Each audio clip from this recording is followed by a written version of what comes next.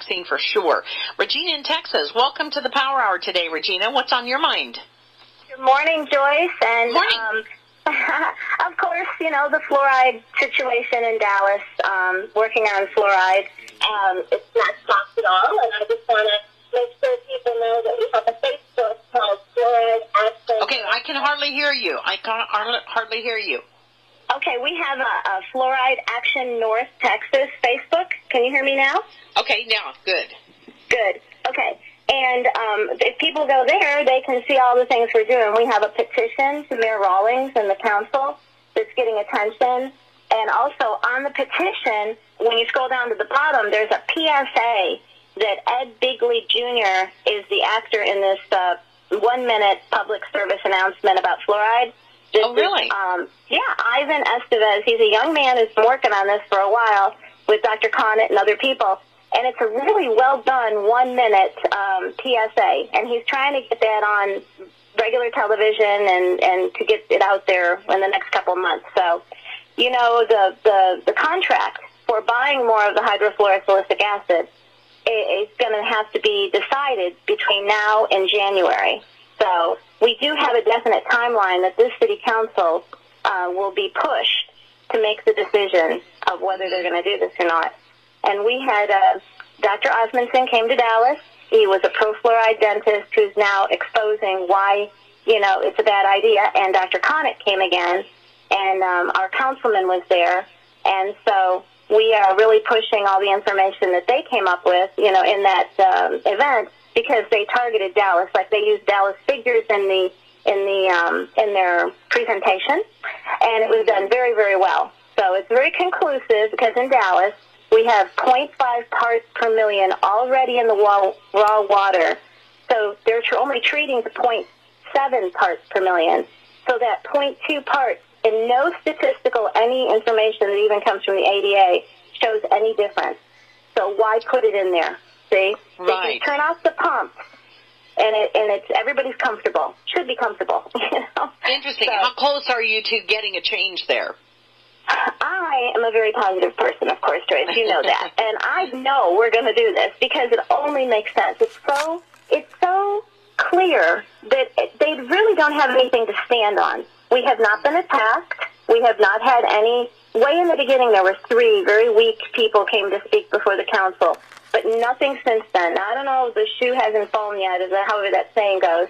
But they're watching, they're listening, they're understanding. It's hard for me to sometimes give a personal contact that I've had that they are more affirmative because it's not solid yet. But yes, I believe we're doing this. And did you have any pro-fluoride dentists show up that, you know, you were able to talk some sense into their heads? What's very interesting is Councilman Cadane mentioned there's this very strong pro-fluoride dentist, and it's his buddy that's telling him, Cadane, stop talking about this, you know?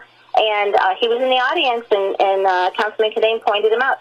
And he was writing notes the whole evening. And at the end, he talked to the doctors and said, I agree with a lot of what you're saying, but we don't want people to get confused about this. That was one of the statements I heard. Now, that's a great argument. Now, there's some logic for you. Yeah, I agree with all of that, but we don't want to confuse people, so keep doing the wrong thing. Oh, my goodness. I think there's a definite fear out there because the first time when Cadane said this, and then it went around the world, they were like panicking. Well, we can't have people think that fluoridation is not good, you know? I mean, it's like, oh, wait a minute, we can't shake that reality of people, you know? But the reality is we know that, Joyce, that it is not a good idea. And the thing of it is I think what they're battling is in Dallas, it just makes so much sense to not do it. They don't have a leg to stand on, you know? Man, you are going against Goliath. Man, you are really in the thick there, girl. I am so proud of you. Thank you. You're wonderful. But, you know, you're a good mentor for this because we can't think that a Goliath is too big. Why? Why do that? The real Goliath went down, right? So we can't let them make us have a mind game like that. This is wrong. We need to fight it. We know it should win, and think strong on it, and be very practical. I mean, it's a very practical one in Dallas that should go down.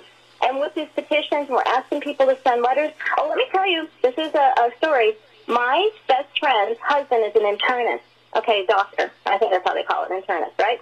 Anyways, he rolled his eyes too, but he was letting his wife be my friend and come and do this. And she was a new convert to this concept too, because she thought, well, isn't fluoride good? That's the basic thing people say. Isn't it good for your teeth?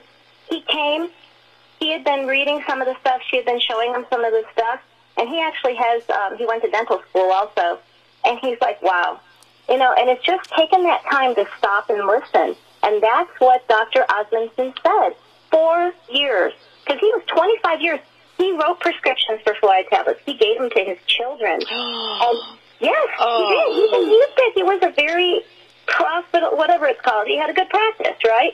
And he was treating a lot of people. 4 years, his patients would come and tell him things, and he'd be like, yeah, well, until he had time to look into it. And then he's like, wow.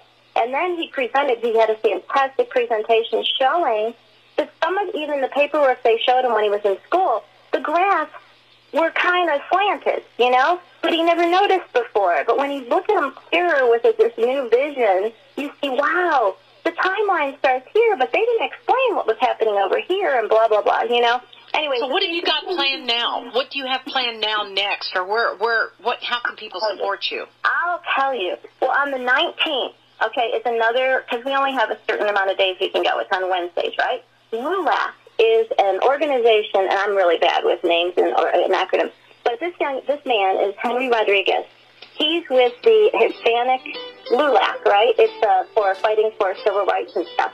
He wrote a resolution saying fluoridation is not good because it disproportionately affects, you know, Hispanics and blacks. He's going to be coming and speaking to the council on the 19th. Oh, great. Hey, listen, I got to go. Website. Give your website. A website, Activists for Truth, with a plural, and you can see Health Fluoride at the top. Or all right. We'll be right back. 4 minutes. Stay tuned to the Power Hour. Thank you, Regina.